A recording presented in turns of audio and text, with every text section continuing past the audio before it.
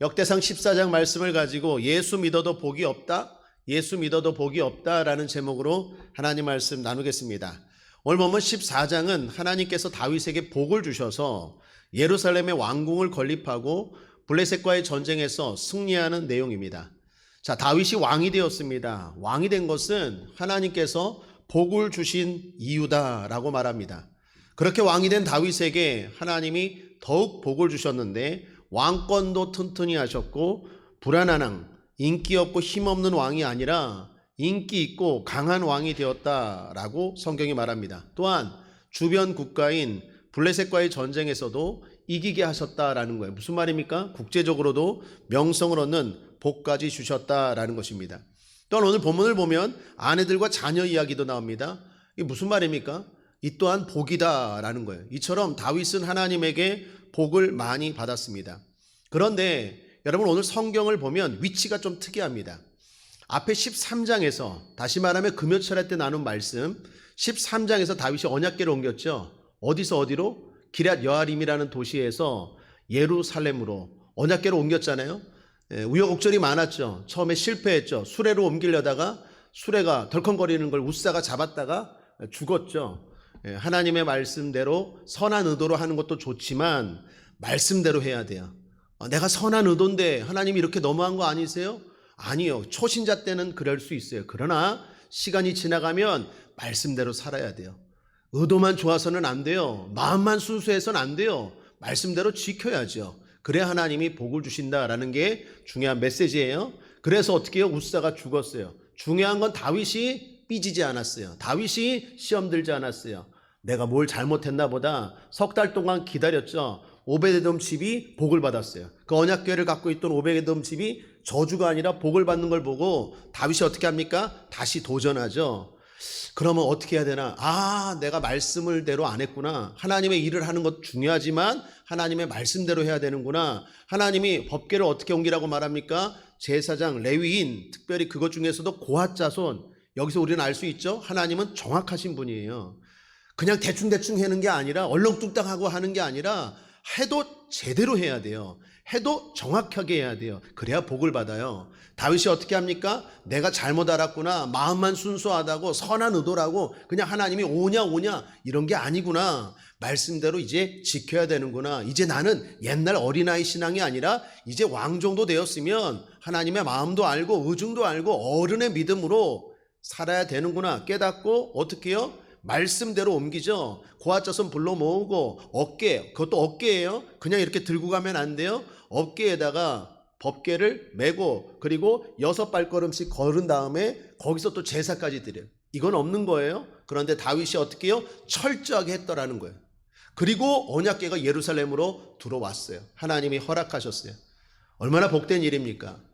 그 이야기가 앞에 14장 앞에 역대상 13장에 나오는 이야기입니다. 그런데 우리가 하나 특이한 것은 이게 순서가 잘못됐어요. 위치가 달라요.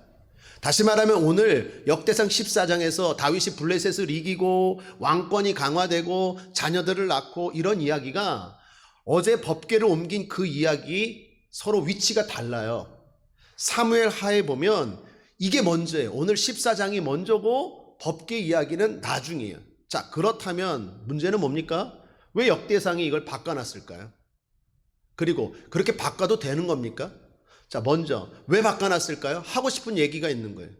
다윗이 언약궤, 다시 말하면 영적인 관심, 하나님의 임재를 상징하는 언약궤가 방치된 거에 대해서 사울왕도 관심이 없었어요. 그 전에 사람들도 관심이 없었는데 다윗이 영적인 일에 관심을 받아서 이렇게 복을 받았다라는 걸 말하고 싶은 거예요. 그래서 이걸 의도적으로 바꿔놨어요. 자, 그렇다면 그렇게 마음대로 바꿔놔도 되는 겁니까? 행동만 이렇게 한 거지 다윗의 마음은 이전부터 언약궤를 계속 생각하고 있었다라는 거예요. 우리 어떤 성도님이 이번에 기도함하고 헌금함을 하셨어요. 이분이 여기 기도카드가 계속 올려있는 걸 계속 생각한 거예요. 저거 왜 성도들의 기도카드가 저기 목사님 컵도 올라가지, 히터도 꺼야 되지, 반주도 맞춰야 되지, 바쁜데 기도카드 올라가는데 그게 마음에 걸린 거예요. 행동을 못하고 헌금을 모았을 뿐이지 마음은 벌써 몇 달 전부터 이거 따로 해야겠다라는 마음을 가지고 계셨대요. 그래서 결국 이분이 어느 날 갑자기 이거 얘기하더니 목사님 이거 내가 하고 싶은데 마음에 드십니까? 이거 하셨어요. 2개.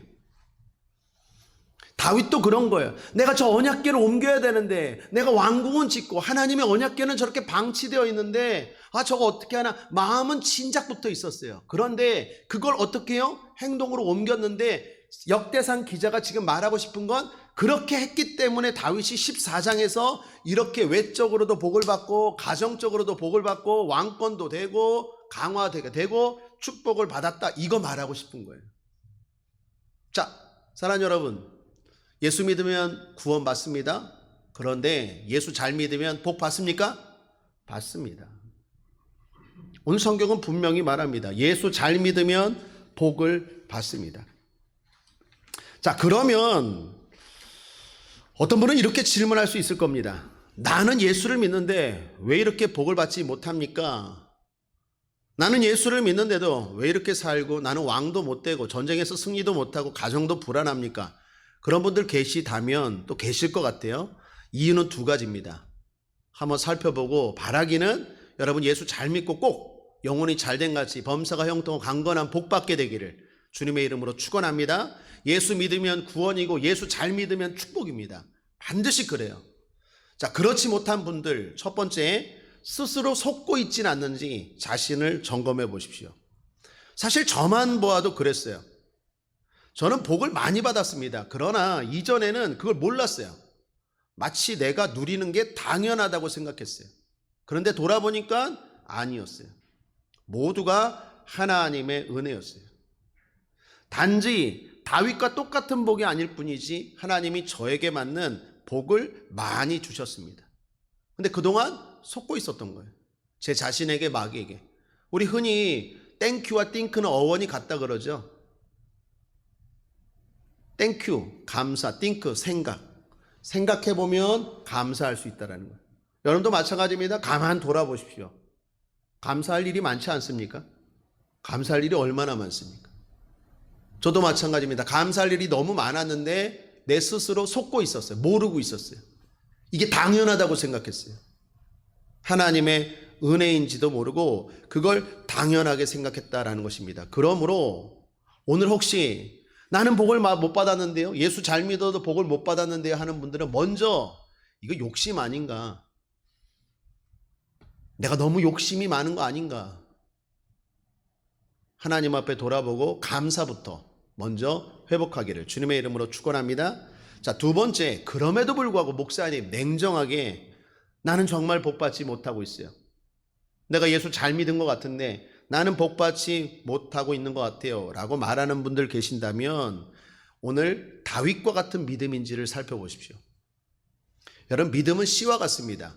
씨는 어떻습니까? 심어야 됩니다. 관리해야 돼요. 물 주고 거름 줘야 됩니다. 그리고 끝으로 기다려야 됩니다. 그러면 뭐가 나타납니까? 열매가 거두어져요. 씨를 심는데 씨가 그대로 씨로 나오는 게 아니라 씨를 심으면 열매가 나타나요. 씨보다 훨씬 많고 훨씬 큰 게 나타나요. 사과씨를 심든 호박씨를 심든 모든 게 씨보다 열매가 훨씬 더 커요. 하나님의 법칙이 그래요. 심으면 하나님은 30배, 60배, 100배로 주세요. 근데 문제는 심어야 돼요. 안 심으면 하나님도 어떻게 할 수 없어. 심어서 많이 주는 건 하나님이 할 수 있지만 안 심은데 그냥 준다? 이건 공의에 어긋나는 거예요. 하나님은 공의로운 분이에요. 공의에 어긋나는 거예요.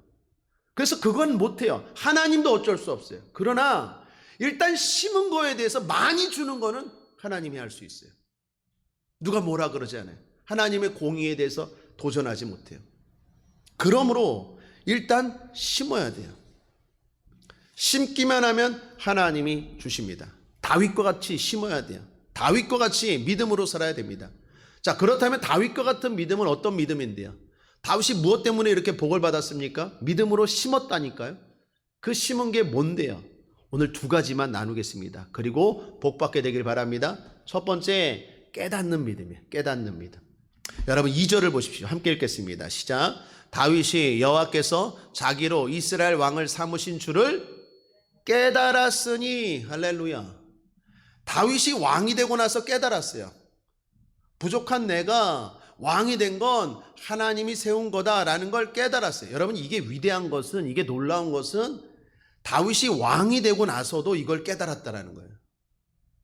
보통 대부분 사람들이요, 뭔가 되기 전에는 하나님을 생각합니다. 그리고 의지해요. 그런데 되고 나서는 하나님을 대부분 잊어버려요. 우리 흔히 속담에 화장실 들어갈 때와 나올 때 마음이 다르다고. 어려울 때는 하나님 하는데 되고 나서는 하나님이 아니라 다른 거 찾아요.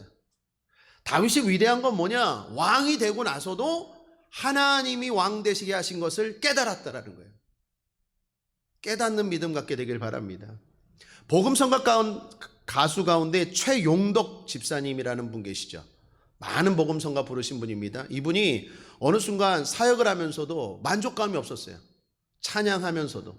우리 요번 주일 저녁 찬양팀 은혜롭고 뜨거운데 이분이 찬양을 하면서 어느 순간 매너리즘에 빠진 거예요. 사람들은 은혜를 받는데 정작 본인은 찬양을 하면서 만족감도 없고 기쁨도 없고 은혜가 언제부터 사라지는 거예요.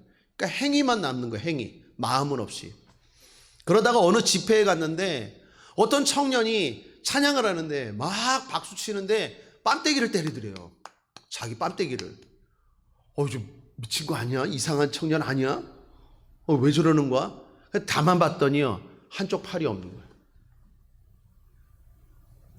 하나님 앞에 박수 치며 다윗처럼 수금과 재금과 박수 손뼉 치며 찬양하고 싶은데 팔이 없는 거예요. 그래서 자기 뺨을 이렇게 치더래요. 그걸 보고 최용덕 집사님이 오히려 은혜를 끼치러 갔다가 큰 도전을 받았어요. 하나님께 찬양하고 싶은데 팔이 없어서 뺨때기 치는데 나는 두 손에다가 음악까지 달란트를 주셨고 목까지 주셔서 사람들에게 이렇게 은혜를 끼치는 도구로 사용하는데 내까지 게 불평하고 이렇게 된 거 하나님이 주신 은혜인 걸 못 깨달았구나. 그리고 그때부터 꼬꾸라지고 다시 은혜를 회복했대요. 사랑하는 여러분, 다윗의 위대함은 어디 있습니까? 최용덕 집사님뿐만 아니라 모든 사람이 그래요. 되고 나면 마치 이게 당연한 것처럼 생각해요. 아니에요. 깨달아야 돼요. 내가 지금 이렇게 가정을 꾸리는 것, 내가 이렇게 행복한 것, 내가 이렇게 건강한 것, 내가 이렇게 코로나 상황에서도 예배드리는 것, 봉사하는 것, 섬기는 것 깨달아야 돼요. 하나님의 은혜인 줄 믿습니다. 깨닫는 믿음이 있을지어다. 이게 믿음이에요. 깨닫는 것도. 두 번째는 오늘 설교의 핵심인데 질문하는 믿음입니다. 저는 우리 성도님들에게 대단히 많이 강조하는 게 이거예요. 하나님께 질문하십시오. 그 말은 무슨 말입니까? 두 가지 전제 있는데 하나님 살아계시다는 것과 하나님 응답하신다는 거예요. 그걸 믿기 때문에 질문하는 거죠. 그러니까 질문하고 있다. 여러분이 하나님께 묻고 있다는 것은 이 두 가지를 믿는다는 거예요. 첫 번째, 하나님 살아계신다. 두 번째, 나에게 응답하신다. 그거 믿으니까 기도하는 거 아니에요? 묻는 거 아니에요? 하나님 어떻게 해야 될까요? 다윗의 믿음 가운데 제가 볼 때 제일 도전받는 게 바로 이거예요. 다윗은요 항상 물어요. 오늘 역대상 14장도 그거 강조하는 겁니다. 10절인가요? 함께 읽어보겠습니다. 시작. 다윗이 하나님께 물어 가로되 내가 블레셋 사람을 치러 올라가리이까. 14절 다윗이 또 하나님께 묻자 온대. 여러분 이게 대단한 게요 전쟁입니다. 예를 들어서 우크라이나가 지금 러시아의 공격을 받고 있어요. 공격을 받고 있으면 당연히 전쟁을 하는 게 맞습니까? 안 맞습니까? 당연하죠. 그런데 물었다라는 거예요. 이게 놀라운 거예요. 상대방이 뺨때기 한 대 때렸어요. 그럼 나도 때리는 게 당연한 거 아니에요? 그런데 그것도 물었다라니까요. 그러니까 얼마나 다윗은 하나님의 뜻대로 살기를 원했는지를 보여주는 대목이에요. 이때만 물은 게 아니라 이처럼 이런 상황에서도 물은 다윗은 늘 하나님의 뜻을 의식하고 살았다라는 거예요.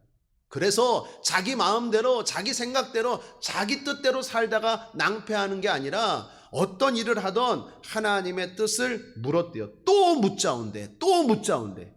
계속 묻잖아요. 한 번만 묻는 게 아니라 또 묻잖아요. 사랑하는 여러분 물으십시오. 대단한 믿음입니다.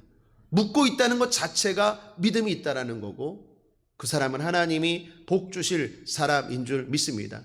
그 결과 어떻게 되었습니까? 16절, 이에 다윗이 하나님의 명대로 행하여 블레 사람의 군대를 쳐서 기본에서부터 게셀까지 이르렀더니 다윗의 명성이 열국에 퍼졌고 여호와께서 열국으로 저를 두려워하게 하셨더라. 승승장구했다는 얘기 아니에요?